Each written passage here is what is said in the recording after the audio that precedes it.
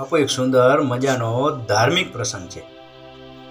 એક વખત દેવર્ષિ નારદ પોતાની વીણા હાથમાં લઈ અને એના મુખેથી નારાયણ નારાયણ નારાયણ શબ્દનો ઉચ્ચારણ કરતા કરતા બ્રહ્માંડનું પરિભ્રમણ કરવા નીકળે છે।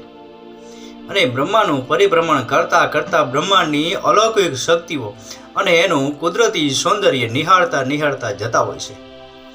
અને એવે સમયે દેવર્ષિ નારદના મનમાં એક કુતૂહલવત જિજ્ઞાસા જાગે છે અને મનોમન વિચારે છે કે અવળું વિશાળ બ્રહ્માંડ છે અને આ બ્રહ્માંડની અંદર અલૌકિક શક્તિઓ છે, મોટા મોટા મહાન યોદ્ધાઓ રહે છે અને આવું સુંદર મજાનું બ્રહ્માંડ છે। તો બ્રહ્માંડની અંદર સૌથી મોટું કોણ, સૌથી વિશાળ કોણ? અને નારદજીના મનમાં આ જિજ્ઞાસા જાગે છે અને કે મનોમન વિચારે છે કે મારે આ પ્રશ્ન પૂછવો તો કોને પૂછવો કે બ્રહ્માંડની અંદર સૌથી વિશાળ કોણ છે, સૌથી મોટું કોણ છે? અને એમ કરતા કરતા એના મનમાં વિચાર આવે છે કે આ પ્રશ્ન હું મારા આદ્યદેવ ભગવાન વિષ્ણુને પૂછું, આ પ્રશ્નનો જવાબ ભગવાન વિષ્ણુ જ આપી શકશે। એટલે નારદજી ત્યાંથી નારાયણ કરતા કરતા વૈકુંઠ ધામમાં આવે છે અને વૈકુંઠ ધામમાં આવી ભગવાન શ્રી વિષ્ણુને નમન કરે છે, એને સાક્ષાત પ્રણામ કરે છે અને કહે છે કે ભગવાન તમારી જય હો। અને ભગવાન વિષ્ણુ નારદજીની મુખ મુદ્રા જોઈ અને સમજી જાય છે કે નારદજી આજે તમે કોઈ ખાસ કામ માટે આવ્યા છે। અને નારદજી હસતા હસતા કહે છે કે હા ભગવાન, તમારી વાત 100% સાચી છે। આજે હું એક વાતનું રહસ્ય જાણવા આવ્યો છું, હું એક ભેદ જાણવા આવ્યો છું। અને ત્યારે ભગવાન વિષ્ણુ નારદજીને કહે છે કે બોલો, તમારે શું ભેદ જાણવો છે, તમારે શું રહસ્ય જાણવું છે? અને ત્યારે નારદજી ભગવાન વિષ્ણુને કહે છે કે અવળું સમસ્ત બ્રહ્માંડ છે અને આ બ્રહ્માંડમાં કેટલા મોટા યોદ્ધાઓ, કેટલી મોટી હસ્તીઓ, કેટલી મોટી શક્તિઓ રહે છે, એમનો વાસ છે અને કેટલું અનુપમ સૌંદર્યથી આ બ્રહ્માંડ આખું શોભી રહ્યું છે। તો મને એક મનમાં કુતૂહલ જાગ્યું કે અવળા વિશાળ બ્રહ્માંડની અંદર સૌથી મોટું અને શક્તિશાળી કોણ હશે? આ બ્રહ્માંડની અંદર સૌથી વિશાળ કોણ છે?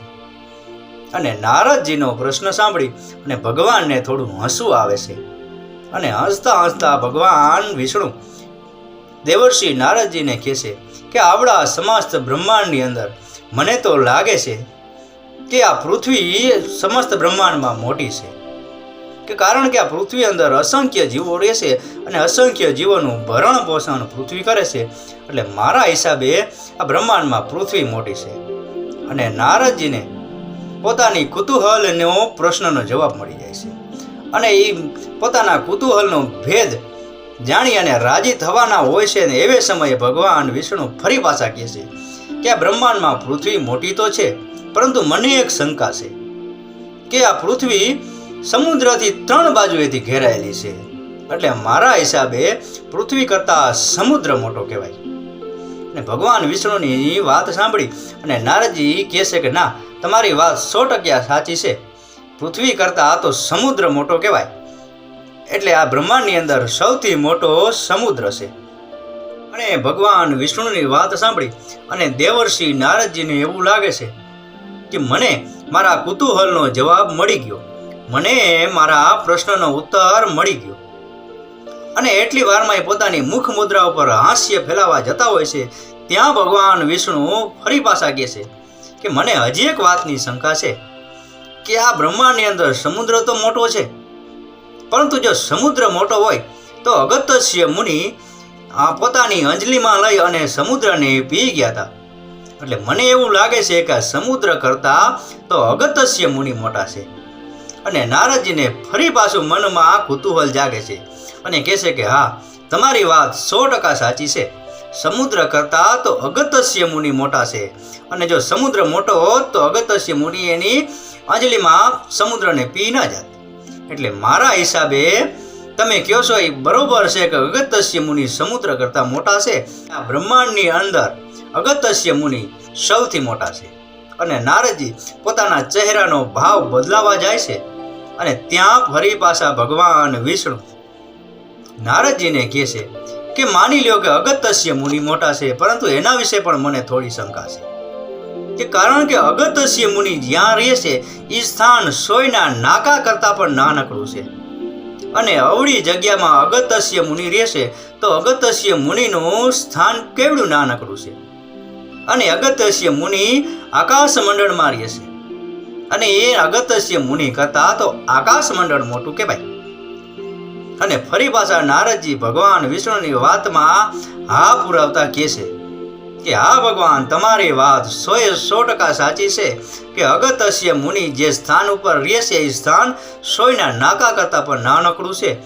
એટલે તમારી વાતમાં હું હા પુરાવું છું કે અગત્યસ્ય મુનિ કરતા તો આકાશ મંડળ મોટું છે, કારણ કે આખું આકાશ મંડળ સમુદ્રને અને પૃથ્વીને જેમ ઢાંકણું હોય એ રીતે માથે ઢંકાયેલો છે.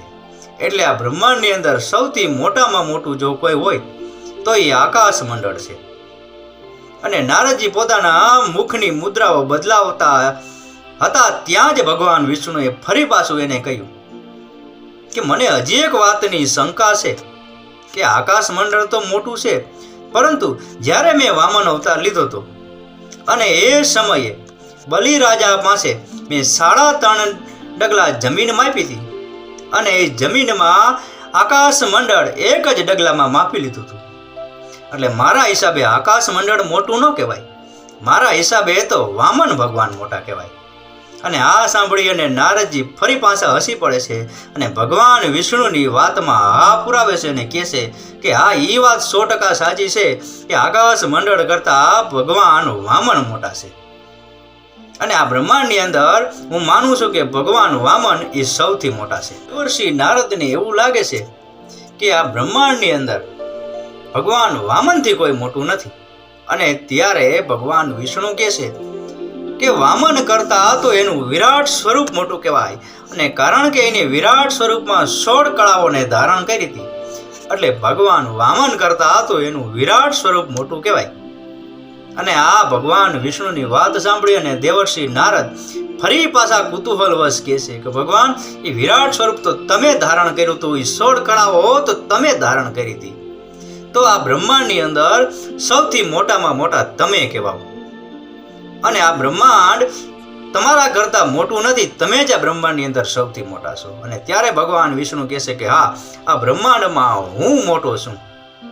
અને નારદજી રાજી થાય છે કે ભગવાન, તમે બ્રહ્માંડની અંદર સૌથી મોટા છો, એ વાતનો મને ઉત્તર મળી ગયો છે, મારા શંકાનું સમાધાન થઈ ગયું છે. અને ત્યારે ભગવાન વિષ્ણુ ફરી પાછા નારદ મુનિને કહે છે કે હું મોટો છું એ વાતમાં ના નથી, પરંતુ મારું સ્થાન ક્યાં રહ્યું છે? મારું સ્થાન તો મારા ભગતના હૃદયમાં છે. મારું સ્થાન તો એ ભક્તિ કરનાર ભગતના નાનકડા એવા હૃદયમાં છે, અને આને કારણે મારા કરતા તો મારો ભગત મોટો કહેવાય. અને આ સાંભળી અને નારદજી કહે છે કે ભગવાન, આ વાત પણ તમારી 100% સાચી છે કે આ બ્રહ્માંડની અંદર તમે મોટા છો, પણ તમારું સ્થાન તમારી ભક્તિ કરનાર તમારા ભગતના હૃદયમાં છે, એટલે તમારો ભગત તમારા કરતાં મોટો કહેવાય. અને ત્યારે ભગવાન વિષ્ણુ કહે છે કે હા નારદજી, મારો ભગત મારા કરતાં મોટો કહેવાય. એટલે આ બ્રહ્માંડની અંદર મારા કરતાં મારો ભગત મોટો છે, અને તમે દિવસ રાત નારાયણ નારાયણ નારાયણ શબ્દનું ઉચ્ચારણ કરો છો, અને આના કારણે આ બ્રહ્માંડની અંદર સૌથી મોટામાં મોટા હોય તો તમે છો. અને ભગવાન વિષ્ણુની આ વાત સાંભળી અને નારદજીની આંખોમાં આંસુડા આવી જાય છે, અને દળ દળ આંસુડે ભગવાનને રોતા રોતા ભેટી પડે છે, અને ભગવાનને કહે છે કે ભગવાન, ખરેખર તમારી આ અટપટી વાણી, તમારી આ ચાલાકી, અને તમે આ જે શબ્દનો પ્રયોગ કર્યો છે એ તમારા સિવાય બીજું કોઈ કરી ન શકે. અને દુનિયાની અંદર જે માણસ મહાન હોય અને પોતાની જાતને, પોતાના ભક્તને મહાન ગણતા હોય, એને જ ભગવાન કહેવાય. અને નારદજી ભગવાન વિષ્ણુને ચરણ સ્પર્શ કરે છે. દેવર્ષિ નારદ ભગવાન વિષ્ણુને કહે છે કે હે ભગવાન, તમે તો સમસ્ત બ્રહ્માંડના અધિપતિ છો, તમે જગદીશ છો, તમે જગતના પાલન કરતા છો, અને તમે તમારી આટલી મહાનતાના કારણે તમે તમારા ભક્તને મહાન ગણો છો. તમારી શક્તિ એટલી વિરાટ અને વિશાળ છે કે તમે તમારી એક ટચલી આંગળી ઉપર સમસ્ત બ્રહ્માંડને ધારણ કરી શકો છો. અને આટલી શક્તિના માલિક હોવા છતાં પણ તમે તમારા ભક્તને મહાન ગણો છો. એ ખરેખર તમારી ઉદારતા કહેવાય, તમારી મહાનતા કહેવાય.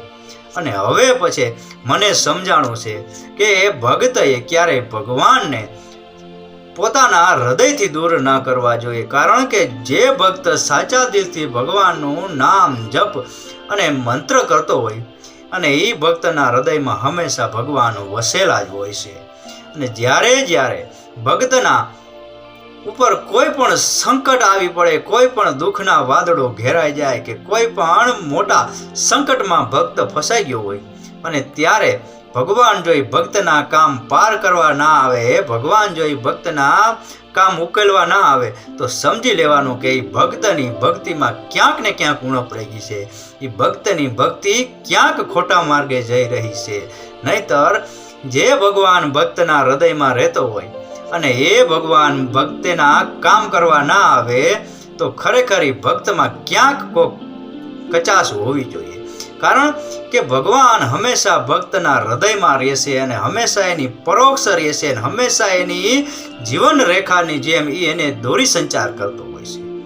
અને નારદજી ભગવાન વિષ્ણુને કહે છે કે ભગવાન હવે પછી ક્યારેય હું તમને આવા પ્રશ્નો નહીં પૂછું, કારણ કે આને કારણે તમે તમારી મહાનતા છોડી અને ભક્તને મહાન બનાવ્યો છે. પરંતુ ખરેખર આ દુનિયાની અંદર તમે જ સર્વસર છો, તમે જ જગત પિતા છો, તમે જ પાલન કરતા છો અને તમે જ વિશ્વધર છો.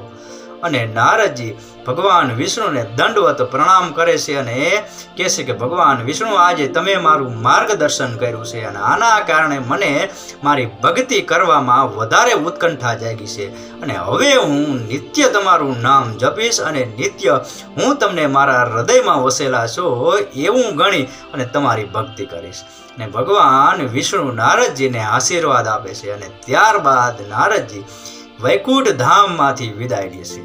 અને બાપુ ભગવાનની કેટલી વિશાળતા કહેવાય કે પોતે આખા બ્રહ્માંડને ધારણ કરતા હોવા છતાં પણ પોતાના ભક્તને મહાન ગણે છે, પોતાના ભક્તને મોટો ગણે છે. અને બાપુ એટલે જ તો કેવું પડે છે કે તું નાનો હું મોટો એવો ખ્યાલ જગતનો ખોટો, તું નાનો હું મોટો એવો ખ્યાલ જગતનો ખોટો, આ નાનો આ મોટો એવો મૂર્ખ કરતા ગોટો, આ નાનો આ મોટો એવો મૂર્ખ કરતા ગોટો, આ બ્રહ્માંડમાં મારો પરમાત્મા સૌથી મોટો, આ બ્રહ્માંડમાં મારો પરમાત્મા સૌથી મોટો. ભગવાન વિષ્ણુ આપની દરેક મનોકામના પૂરી કરે. રાકેશ ગિરીના ઓમ નમો નારાયણ. આ પ્રસંગ પૂરેપૂરો સાંભળવા બદલ આપનો ખૂબ ખૂબ આભાર. આપનો દિવસ શુભ રહે. મહાદેવ હર.